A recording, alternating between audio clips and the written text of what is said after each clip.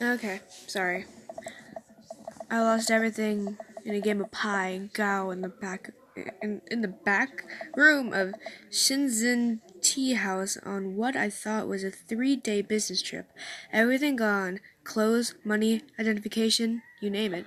I woke up in a ditch near whatever park and had to make my life new from there. It took me 3 years to beg, borrow, and steal my way back to American soil.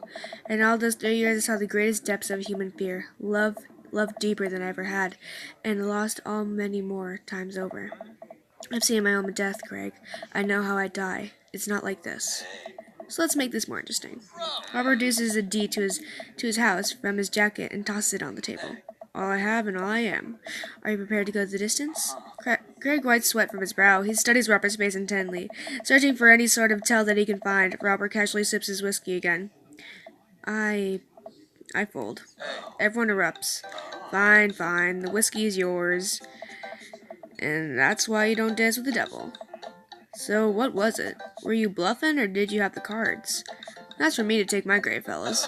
Next week, boys? Next week. You got it. I'll be there.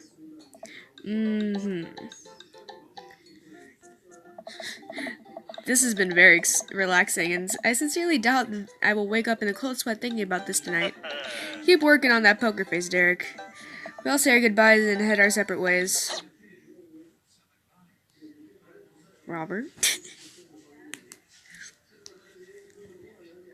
Welcome. You've got dads. Okay. Last one.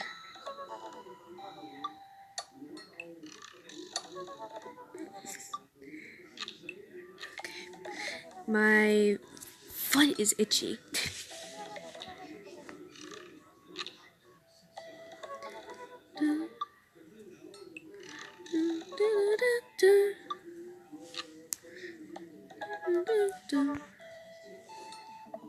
Ever since we had that picnic in the graveyard, Damon and I have been spending a lot of time together. We go on nighttime strolls pretty regularly. He was so impressed with the first letter I wrote him that he insists we only communicate by post instead of going through Dad Book. I initially protested, but he gave me one of his old signet rings to use as a seal for my letters, and I just couldn't say no. Hanging out with the goth dad again? Please, Amanda, you know his name. And yes, be honest with me here, Pops. Is he actually a vampire? I remember you invited him to our house, and the one time I've seen a Lost Boys, and I honestly would have preferred trying to see if he could have walked through the threshold of our home under his own power. Yes, Amanda, I have become Damien's familiar. I am compelled under his spell. I'm sorry, sweetie.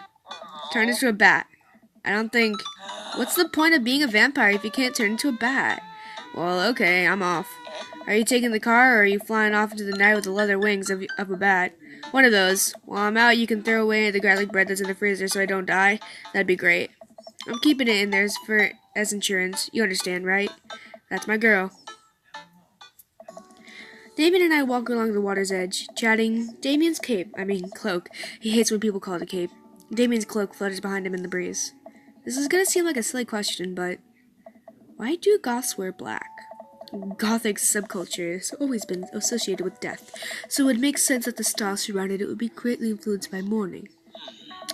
Interestingly enough, though, was that in the Victorian era, Queen Victoria herself mourned the death of her late husband for 10 whole years, wearing black for the rest of her life.